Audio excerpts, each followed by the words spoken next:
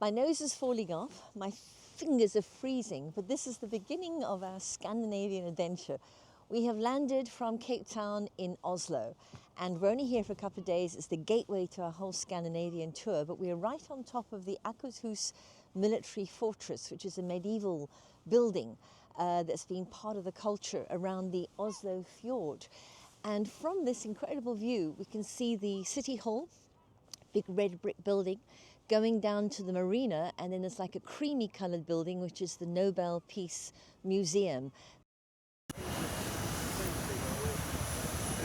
Youngest Geri-Antics member of the team actually carries the cases. He doesn't need to drag them. I think we should take him more often.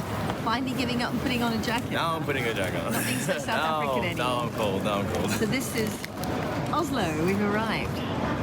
So, pro tip, we got ourselves eSIM cards, and that was very clever of us. Small detail, we can't get them to connect, so we can't get the money, we can't get the maps, we can't get the directions.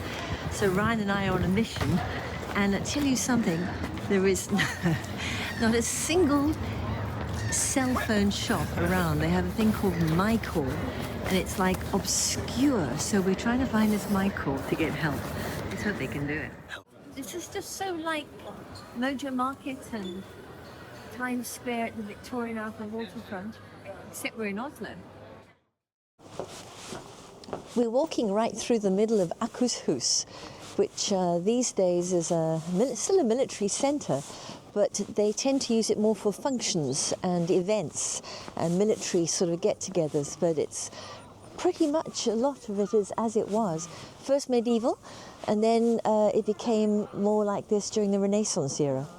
It is so cold that I'm wearing really good gloves, and yet we found where all the locals swim, even at this time of the year. So they go in as a sauna, and you can see this like logs sort of burning away, and then when you've had your sauna, you grab the rail and you go for a dip in this freezing water. Well, they do. I'm not going to. I don't think he will either. Here is an iconic building, if ever there was one. This is the City Hall of Oslo. On the other side, it looks out on the fjord, but it's such a recognizable shape because this is the one you see featured on documentaries and news every single year when the Nobel Peace Prize is handed out, because that ceremony takes place every single year on the 10th of December right here. And the 10th of December is the anniversary of Alfred Nobel's passing. And right next to the marina is a must-do. We're going to have to go in there. That is the Nobel Peace Museum. We're looking through the window of the Nobel Peace Center just to show you how close it is to where the City Hall is, where they actually hand out the prizes every single year.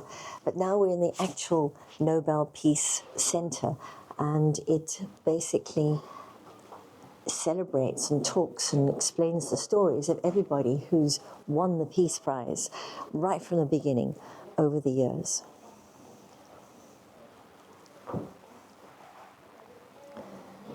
And here's something for our friends back home. The Mandela Hall. Oslo's iconic opera house was built deliberately to become part of the landscaping and the icebergs, but the attraction of it is they've made it in such a way that you feel included, and it must be the only opera house in the world that you can walk up on top of the roof to enjoy the view with a sandwich in your hand. I've never come across a library quite like this. It's been deliberately designed to be what they call a community space. In fact, they refer to it as the third space. Not home, not work, and yet you can kind of do both there. It's exquisite. The use of light and the architectural lines are magnificent. Completely doing as spontaneous as we tend to do. Because remember, we're not with groups or bookings or anything. We kind of go where the wind blows us. And right now, where the wind wants to blow us, on this Sunday is the Fram Viking Museum. So apparently we have to get on a boat in order so to do. So here we are, heading across the Oslo fjord, which is just in the area we've been describing. There's the town hall again, and we're heading for Viking country. Where do you buy your tickets? Well, it might be useful to know that you can just jump on spontaneously and buy your tickets while you're actually on board.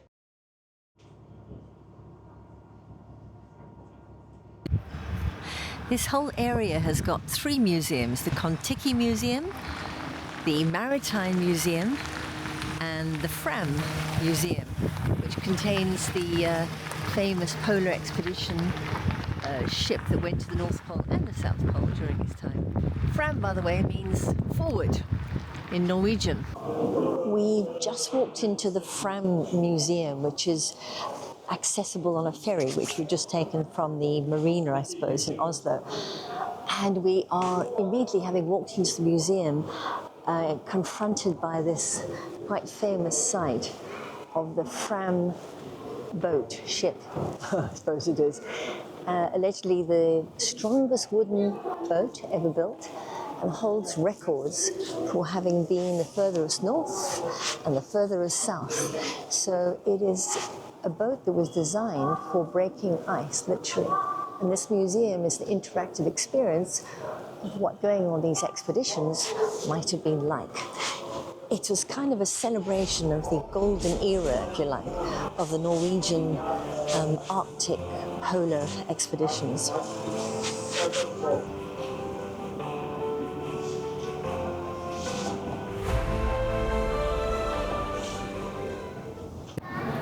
It's astonishing what human beings do in the name of science and expeditions and explorations. But this is made out of balsa wood, effectively, and this is the Kon-Tiki craft that in 1947 Thor Heyerdahl set off from Peru to see whether he could get all through that part of the planet without actually seafaring vessel engines and things like that. So it meant using trade winds and natural phenomena. It was a journey of 101 days, as it turned out, but they made it, and they landed up in Polynesia.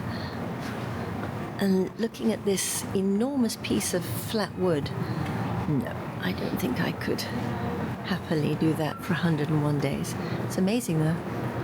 They survived and proved it could be done. We've just come in from the Oslo fjord area in search of hot coffee. So we thought we'd try a really interesting looking coffee shop with people mainly sitting outside, but inside it's absolute magic. This is exactly the kind of coffee shop you want to be in. Maximum temperature out there is 0, so this is the place to be. And it's full of atmosphere and energy. And people are doing what they call in Norway fika. So it's a compulsory stop, and you come and get your coffee and your pastry. But I have to say, as South Africans, it's a bit ouch on the purse. Yikes. But unlike Geri-Antics, Ryan seems to be hungry every 5 minutes. So we've just spotted a wagon in the central area. We're near the Viking Museum. And of course, we have to make a pit stop to find something to eat. Well, that's a different menu, so Ryan has settled on a moose burger. Of course, that's exactly what you've got to have when you're in Oslo. I'm so curious about this moose burger. So the moose meat is a little bit stronger than regular, and we make it with the cranberry sauce, so it gets like, it's a Norwegian traditional dish, and we made it into a burger. I've been eating the moose burger, and this is unbelievably delicious. So this is a local supermarket called Rima 1000. Is around the corner. We've discovered, like everywhere else in this way, there's not a single person in sight to actually check us out. We're way too South African in what we're used to. So Ryan is actually hopefully checking it out correctly. Apparently this palace is one of the few to actually be occupied by the resident king and queen, which is what we're looking at here. Today it stands on Bellevue Hill, and it looks all the way down the main thoroughfare of Oslo called King Johan's Gate. So, recording in on how difficult it is to travel by yourself. The trains are incredibly efficient, but we're now trying to get up to the top of the Alpine ski slope with words that I'm not even going to start pronouncing. And it's not that straightforward. It's taken us half an hour just to figure out on the Google Maps how to get here. But I think we've got the right ticket. Not every day you see people carrying skis in their luggage. It's so cool. This is our first sighting of snow. We're going up to the ski slope above Oslo on the metro, and I didn't know this, but it's snowing. That's awesome. It wasn't in the small print, but it's fantastic. And Vili has never seen snow before, not properly, so this is a big moment. It's beautiful, it really is.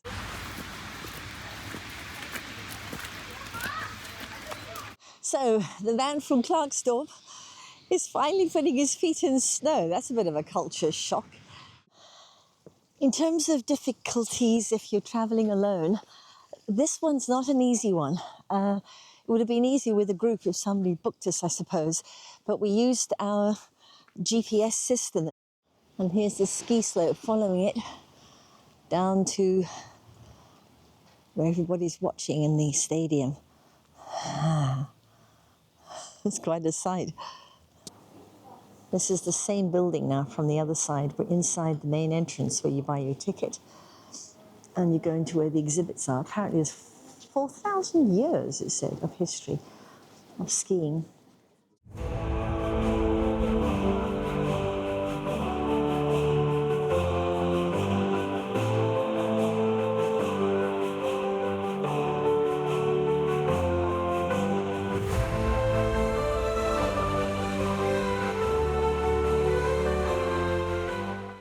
Enjoy the next part of Geri-Antics. See you in Sweden. Enjoy your bit down in, where are you? Stay tuned for next time as we go visit Sweden. It looks like Christmas. It's absolutely beautiful.